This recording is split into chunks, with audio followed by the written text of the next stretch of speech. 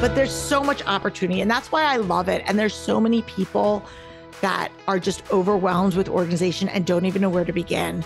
And with people that have the knowledge, the skills, and the patience to work with other people, it is a great opportunity. And you can start to make some decent money for sure. Well, hi there, and welcome to Side Hustle Hero, the show that is laser focused to inspire you to take action to start or to scale your side hustle income streams. I'm your host, Joan Posivy, author of The Way Success Works. Do you have a knack for being organized in your space? Or maybe you walk into someone else's space, and as you look around, you can't help but spot clutter. Not only that, you know exactly how you can help them get organized. Well, then maybe becoming a professional organizer is the side hustle for you. Today's guest, Laurie Palau, is a pro at this. In this episode, she describes how to get started and the multiple ways to make money at it. She walks us through startup costs, and they're pretty minimal. Ways to go about setting your pricing. How to expand your customer base by partnering with people in complementary industries, as well as creative marketing ideas and best places to find clients. But before all that, I have a favor to ask. If you're enjoying what you're hearing in this podcast, I'd be so grateful if you would take a moment and leave a review and a 5-star rating at the platform where you're listening to let others know that there's valuable content here to help them start or grow their side hustle. Thank you so much. Now here is my conversation with professional organizer and the author of Hot Mess, A Practical Guide to Getting Organized, Laurie Palau. Well, welcome, Laurie. Thank you so much for having me. I'm so excited to be here. I'm glad you're here. Well, how about you lead us off by clarifying first what a professional organizer actually does and how you got involved in the industry? It's evolved and changed so much from when I first started. So we'll just, for argument's sake, because I look at the professional organizing industry of having such kind of a wide spectrum. Okay. But just to simplify it, I would say it's a person who either in person goes in or through consulting and coaching helps other people declutter, streamline, and organize various parts of their home or lives, or It could be work. Their physical spaces. Their physical space. There are other professional organizers that specialize in digital clutter. There are professional organizers that specialize in move management. There are professional organizers that specialize in all different buckets. But the overarching industry are people that are helping others streamline and simplify the clutter from various parts of their life, whatever that looks like, tangibly or otherwise. And so when I started, my journey goes back like 150 years, it seems like. So I started in 2009, and I always kind of give a frame of reference. Like there was no Instagram and no Pinterest back then. Facebook was a completely different animal than it is today. Mm-hmm. And so really, when I started my business, it was very kind of old school grassroots. Like a lot of my stuff was through word of mouth. I always tell the joke that my kids, who are now grown, but they were little at the time, said I was in the business of flyers because I used to literally just make up like a flyer letting people know what I did. And I would go and I'd have them in their stroller and I would put them in people's mailboxes. And so people would be like, what does your mom do? And they're like, she's in the business of flyers. So obviously things have changed for the better, I would like to think, to be able to expand not only our industry and our footprint, but our reach and how we communicate and show people what we do. Mm-hmm. And what I love about the industry and what attracted me to it is the flexibility and kind of the low barrier for entry. So I was somebody, just to kind of give you my backstory. So I was an executive recruiter before I started my business. And I worked from home. And my husband traveled a lot, and I had 2 little kids, and I was the primary caregiver. And the recession hit in 2008. A lot of the clients I was working with were like going out of business, doing layoffs. And we were just in a very transitional time in the industry. Mm-hmm. I was starting to get an itch to do something a little bit different. And I had been somebody who was just very organized and had systems and strategies in my life. So my story isn't unlike a lot of other people that kind of turn their passion into a profession, in that I found something that I was good at, and I tried to figure out a way I could monetize it. And it's not more complicated than that. And so I had a friend of mine at the time who was a interior designer, and she had a couple clients who wanted her to come in and help them redesign a space. And she's like, there's so much clutter and I just don't even know what to do about it. Would you just come in and give them some ideas? And as a favor to her, I just went in and offer basically some consulting for free as a favor to her. And found that I enjoyed that and they responded well to it. I was able to articulate. And I said, maybe this is something that I could do. And that's really the impetus for me starting my business. I didn't have a whole business plan. Like, I was totally not somebody that set out to do it. It just sort of happened. And when I talk to so many other people that are women entrepreneurs, that's a common theme, whether in so many industries, is I want to bring in money. I want to do something. How do I do it? And what I loved about it is, I mean, there was obviously things from the business side of things that I needed to learn. I wanted to legitimize it. I needed to get business insurance. I got a website, like all of those things. But it wasn't like I had to go back to school. I didn't have to, there wasn't all of these other hurdles. And as long as I was able to tell my story and have that proof of like, here's a before and after and things like that, it was able to start to gain traction. And it wasn't that hard for me to start to grow my business. So did you have any formal training in this before, or is this just something that you've basically grown up being kind of a natural at? As an organizer, no formal training at all. It was just literally kind of, that's how my brain worked. I'm just like a procedural person. And I just had developed these, again, systems and strategies that I had just utilized in my own life as common sense for me. But things that I just took for granted that other people were like, oh, I just never thought of that, and figure out that I could solve a problem for other people. I always had an entrepreneurial spirit. Like I said, I was an executive recruiter years ago. I had my own business with a business partner. So I dabbled in entrepreneurship. So I wasn't afraid to kind of go into that. But there are so many women, because I mentor other women specifically in the professional organizing industry, kind of helping them with like the business side of the business. And so many people, and I think this goes true for multiple industries, it's not, exclusive just to the organizing industry, is they're good at the thing, right? I'm passionate about the thing. I'm passionate about organizing. I'm passionate about painting or design or whatever it is. But running a business is a different skill set. And that could be intimidating. And there's so much information out there that a lot of times it can become overwhelming. And we think we have to do all the things at once. And specifically when you're starting in that side hustle, is you just want to have some basic, like you want to make sure that you're protected legally. You want to have those basic things. But you're going to grow and evolve as your business grows and evolves. And that is the one thing, is people want to have this entire checklist completed before they start. And I'm like, no, don't do it. Like, don't worry about that. Like, just go in and do the thing. Go and jump in and start it. For I sure. had one of my side hustle guests was a soap maker. That was her side hustle, but she was an accountant. And she joked that she was one of the few soap makers that actually knew what the cost was per bar. Yeah, for sure. Right? Like when you're talking about the sort of the business side of things, you need to know your costs. Yeah.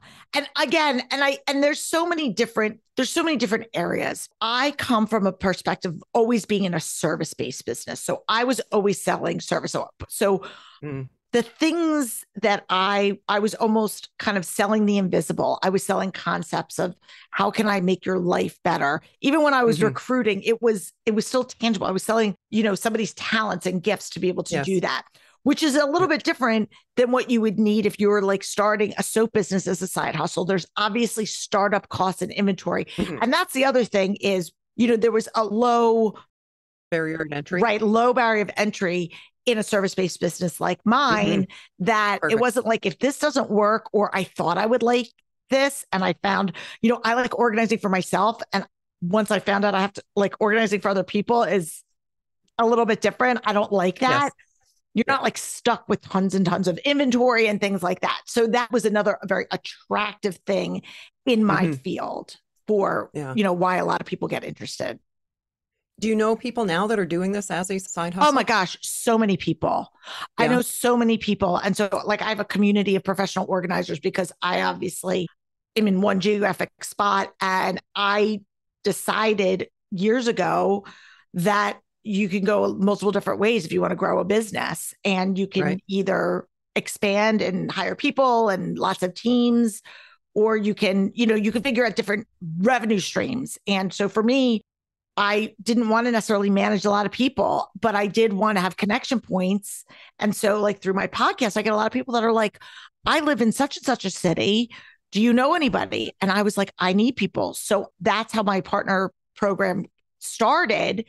And so many women that are in my program either started or currently are doing this as a side hustle. Yes, to see if they like it. Yeah. And there's so many different ways. And that's the beauty of the particular industry that I'm in. But I think for any side hustle, if you can have a both and, that always takes certain pressure off you. Right. While you're growing it. What is a partner program? Oh, sorry. So I call them our partners because they don't work for me. So we have, it's basically a network, a community of other professional organizers that are all around. So because I have the podcast and I have a lot of online resources, again, our reach is beyond our kind of local geographic market. And so we wanted to have a way that other people could connect with other organizers, almost like as a directory of people. Yes. Lovely. So what are some ways to make money by someone wanting to start a side hustle as a professional organizer? Such a great question. So obviously there's multiple ways, but probably what would attract most people is getting some clients and working one-on-one. I really believe there's so much value in that relational piece, because a lot of people that are struggling with getting organized, time is their biggest factor. So they don't have the strategy, they don't have the plan, but they also don't have the time. So if you can attract clients that will pay you to be able to help them, and it's something that you enjoy, then you could easily make a decent amount of money doing something that you enjoy, and you're clearly solving a problem for that person. So client work is great in-house. Now, there are other ways that you can work with people. You can do more of a DIY consulting perspective where I go in, I have a whole framework, which is almost like a sales offering, where it's like, listen, you don't want me to necessarily do the work, the execution. Maybe either they say, I don't want to, or maybe they don't have the money to do that. And I'll tell you what I would advise you, not what you need to do, but I'll give you my opinion of what I think would help you. And maybe that's a system for decluttering, or maybe that's a specific suite of products that I think could make their space more organized, or how could you maximize this space? So more of a consulting perspective. And so which would be a lower price point. It's a lower price point. It is less on-site time for you. So you're still spending time doing the research on the back end. But let's say you're, and again, I'm just using an example. Let's say you're a mom with little kids and you don't have a lot of time that you could be out of the house. I don't have, multiple hours on end, but I could go and do a consult for a couple hours, and I could come back and do the research at night or whatever. That's great. Or maybe you have a full-time job, and this is a great way for you. You do consults on the evenings and weekends, and then you just work on it. So it's another way. In the short term, you'll make a little bit less money, obviously, because it's a lower price point, but it gives you some additional flexibility in getting yourself integrated. And it also gets you in the door and known by that prospective customer that may want more work. They might say, you know what, I don't have time for this after all. And those are really good ideas. So if you can come in and execute, that would be lovely. And that was how I started that. And because a lot of people make the mistake of giving out free consultations, especially when they're starting. And I understand that, because you're trying to get customers and whatnot. But what happens a lot of time is you'll go out there, or at least I found this, and several of my colleagues have found this, is you go out there with these great ideas and suggestions, and then you invest all this time, and then you put together a proposal, and people have like sticker shock, and they say, no, thank you, I'm going to pass. And then you've already given the recipe for the secret sauce, and you're left with nothing. So I started, you can go one of two ways. You can say, well, I'm not going to give out any information, or, which I'm like, why would you do that? Or you could just say, I'm going to charge for this service. And then if you decide to move forward, you can go forward. And some people credit it back, some people don't, but you can monetize your knowledge and your expertise from the get-go. And that's one of the things that I advise to anybody that's starting out. Even if you're like, if you decide to hire me, I'll credit you back. And again, what you're going to charge is going to depend on your market. It's going to depend on the types of clients you're serving. Some people might be saying, I'm serving upscale people that live in a specific demographic where they're upwards of $250,000 or whatever. And you have somebody else that says, I'm in a lower income and I'm helping people who are downsizing, whatever it looks like. So there's a spectrum of what you could charge for your services, but it's probably more than what most people think. Okay. Yeah. Right. So I suppose part of that calculation would be looking at how long a site visit like that would take and how much research is. And to make this viable, even at the beginning, what do I want to be able to earn per hour?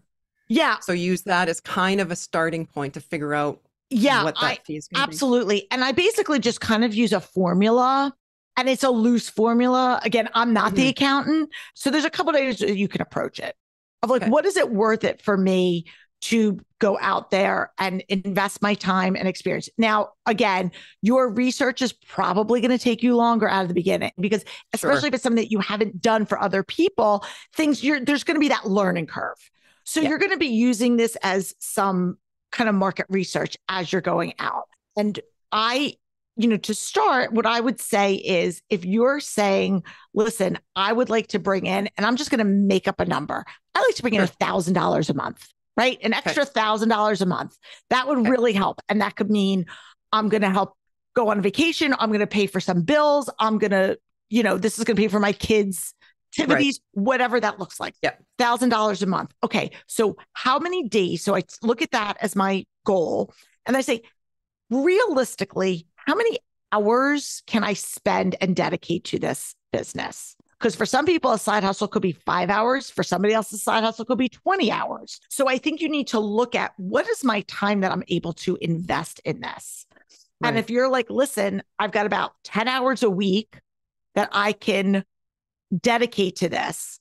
So what do I need to make bare minimum of those 10 hours to hit that barrier? Okay, so $100 an hour, right? Like, I need to charge that in order to do that. That's how I have to monetize it.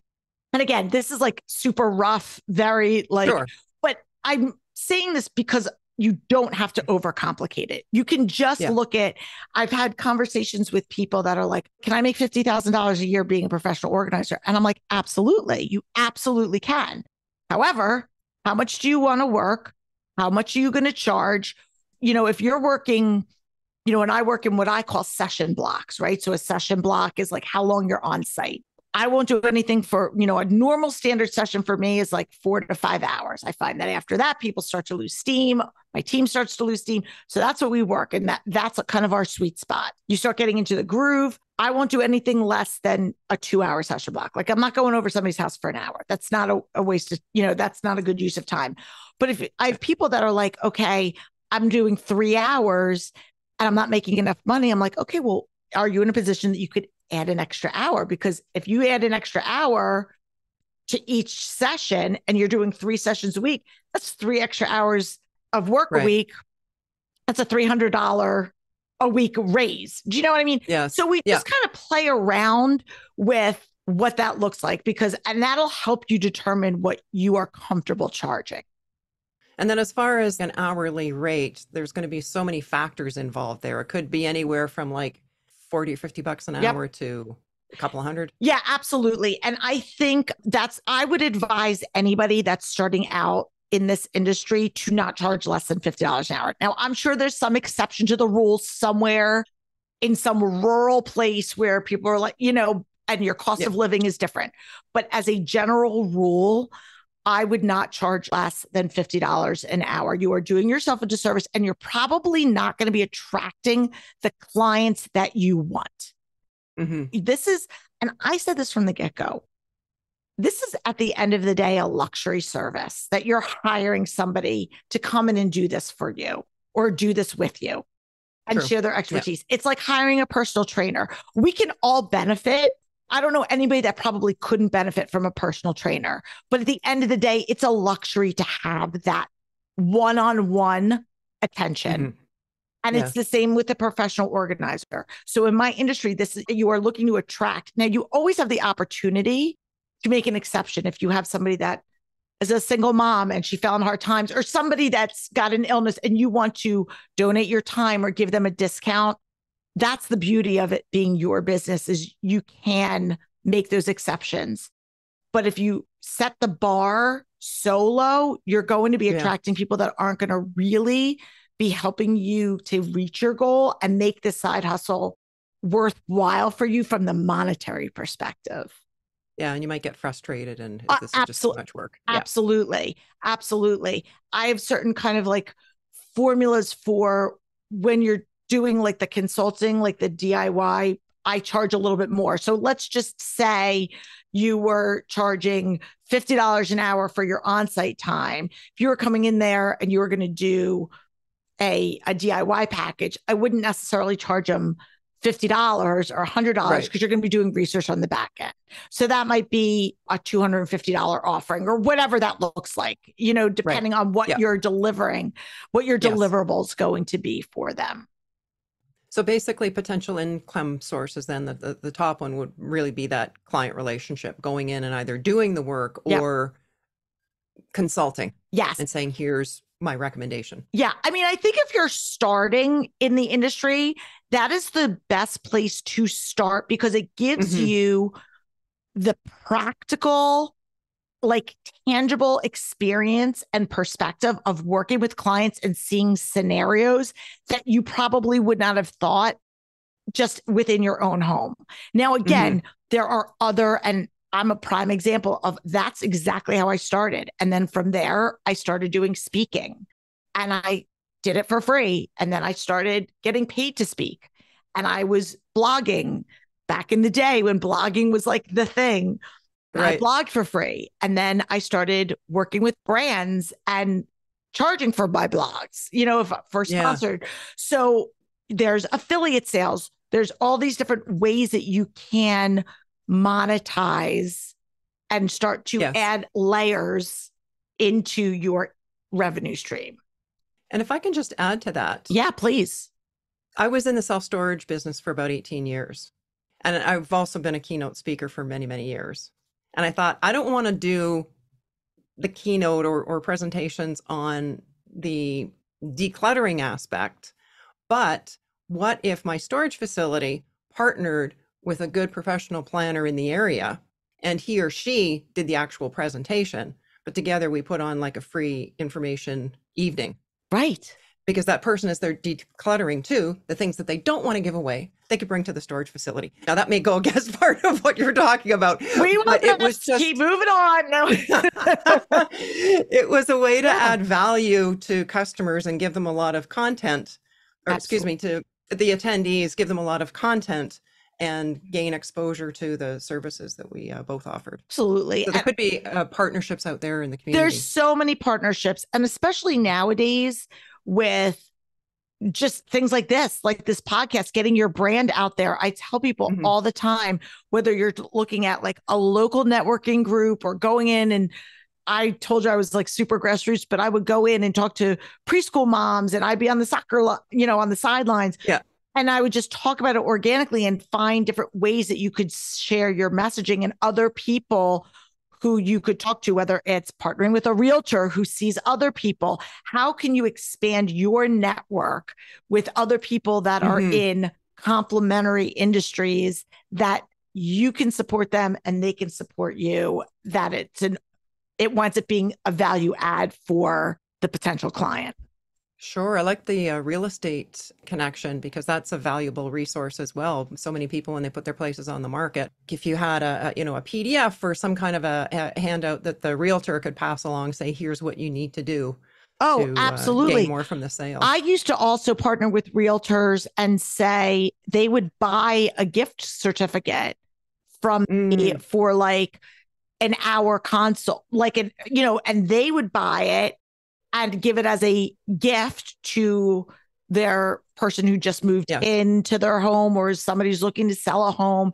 And it was lead generation for me. Yes. They were paying me for it. And maybe I gave them a discount on like the sticker price, but it's lead generation, and you're getting a trusted referral. With something like professional organizing, it is a very relational business, and it's very intimate, and you want to find the right person. And so when somebody tells you, I know, like, and trust this person, that's great.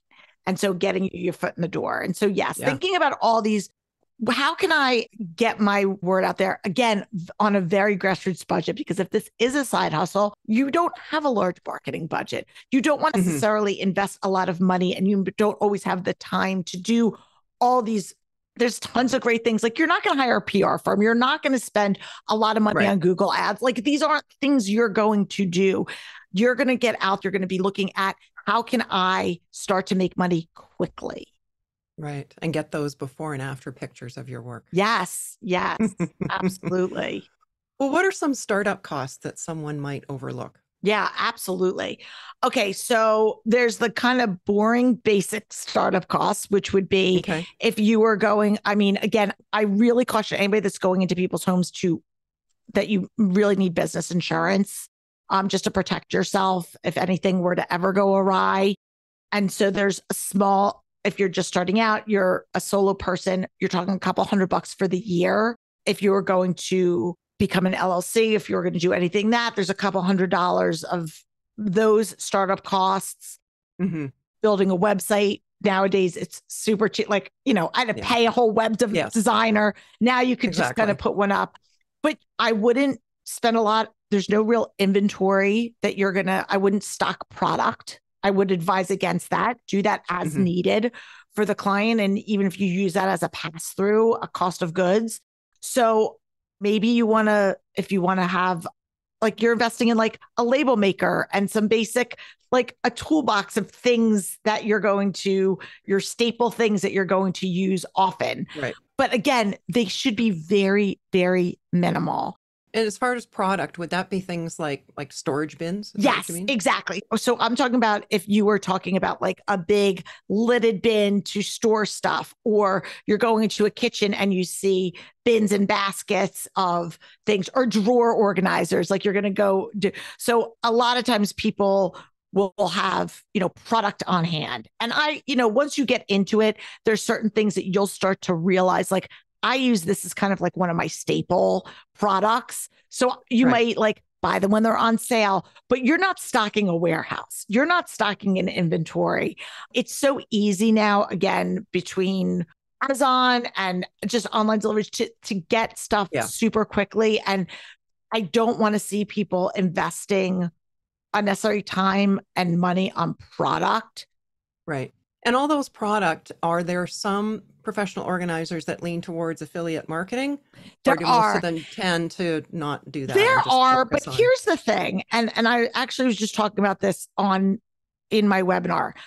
And I am an affiliate to a few different companies. Okay. You have to identify what it is you want your business to be.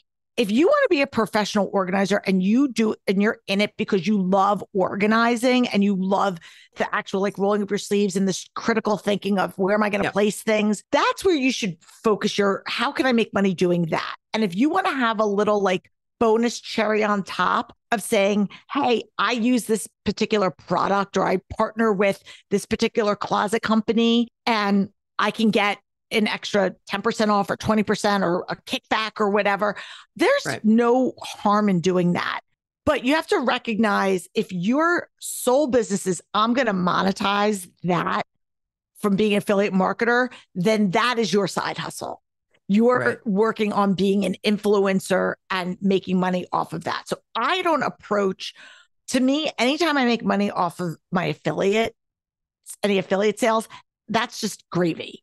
I don't count that in really when I'm doing a lot of my forecasting and stuff. And again, it's just an added little revenue stream. And maybe you could factor in a little bit of it because it's a volume business. Affiliate marketing is going to be, you're going to be selling lots and lots and lots in order for you to see that ROI of it to be an impact. I'm not saying don't do it. I think you just need to be aware going into it what that expectation is. I think there's this, I've seen it with a lot of people where they have this expectation of like, oh my God, I'm going to be an Amazon affiliate and I spend all this time putting in backlinks and doing all of this. And it's, you're stepping over dollars to pick up pennies kind of thing. Yeah.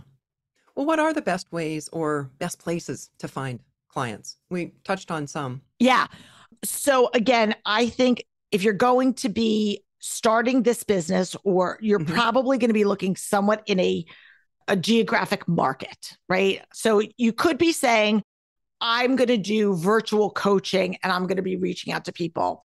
And again, I'm not saying that that's not a revenue stream, but you have an extra hurdle of building that trust.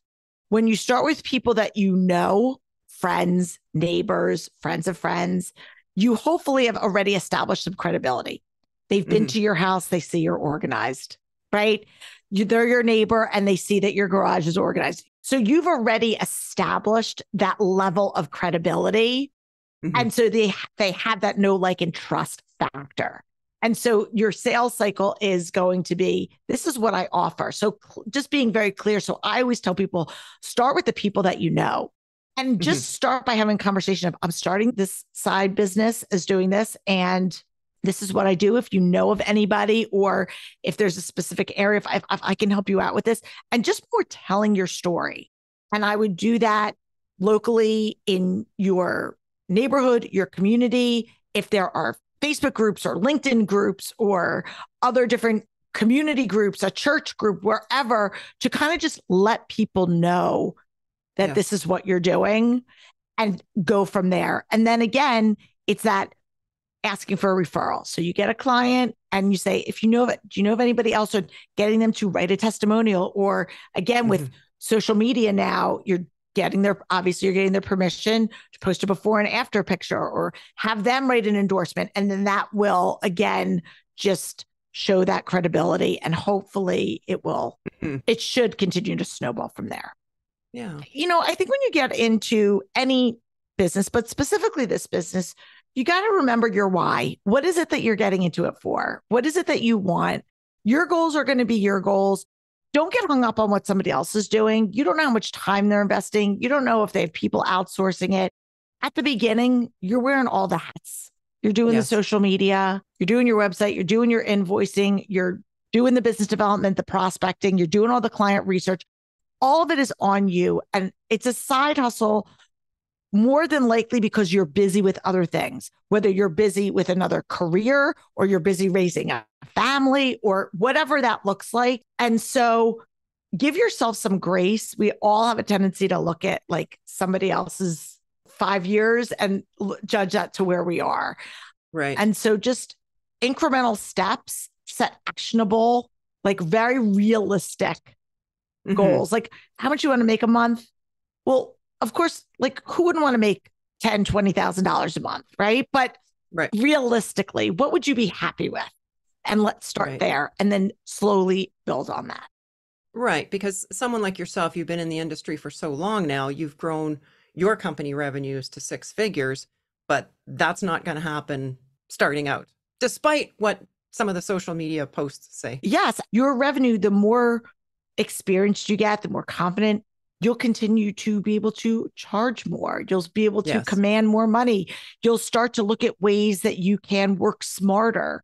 Your research time will bet, you'll have a better idea of how long a job's going to take. All of that is just a work in progress. That's like the learning curve. Yeah. Like in any industry. In any industry. But there's so much opportunity, and that's why I love it. And there's so many people that are just overwhelmed with organization and don't even know where to begin. And with people that have the knowledge, the skills, and the patience to work with other people, it is a great opportunity. And you can start to make some decent money for sure. Yeah. And there's national associations out there too in most countries from what I've seen. Yep. There's a lot. Yeah. There's tons. Yeah. Yep. There's NAPO, there's one in Canada, and there's tons of different online resources for people. Yeah. I'm a big fan of going to conferences too, when you can physically, to connect with people, see what's out there, share ideas. Absolutely. Yeah. Yes. 100%. As much as I love the ability to connect with people from all over through Zoom and whatnot, there's something about being in a room with people, talking to them, connecting with them, and building that like actual relationship that you don't get through DMing somebody on Instagram. Like you just don't get it. Yeah. So absolutely. I couldn't agree more. Well, what's the best place for our listeners to connect with you, Laurie? So my website is the hub for everything, which is simply the letter B like boy organized.com. So from there, you can connect up with me on social. My podcast is there, all the different ways that I work with people. So again, if you're interested in doing any type of one-on-one mentoring or looking at some of the other opportunities to kind of dip your toe in the water there, we have tons of resources. We also have a bunch of like free checklists, like a new business checklist. All of it's on the website. Fun. Yeah. What's the name of the podcast? It's called This Organized Life. And again, that was something that I started in 2017, thinking it was just going to be another modality for me to kind of market my business. And fast forward to now, it's another revenue stream.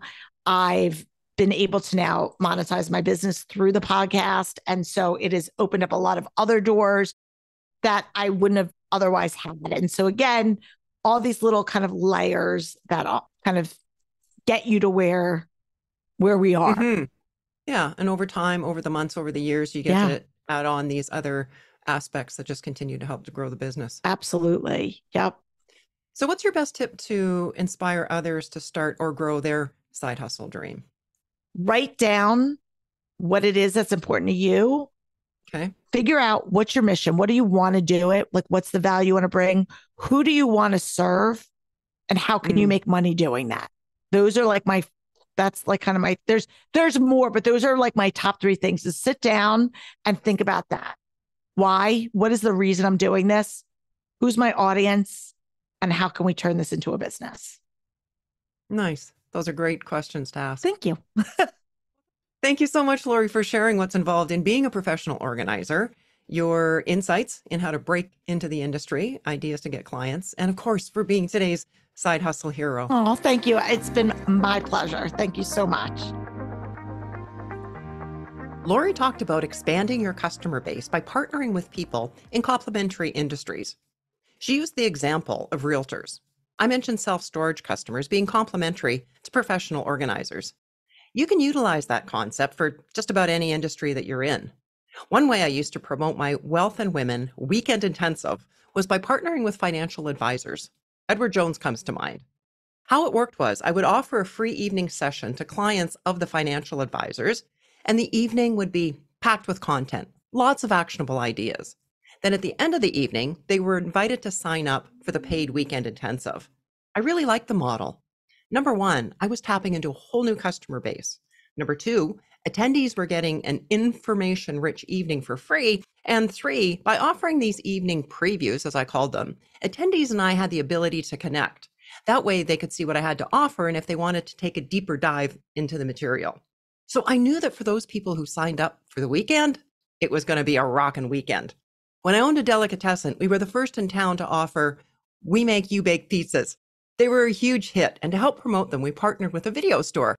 Yeah, okay, I'm seriously dating myself now, but the video store was across the street, and we each had coupons. If a person came into the deli for the pizza, we handed them a coupon for a discounted movie rental. And if a person went to the video store first, they were handed a discount on our pizzas.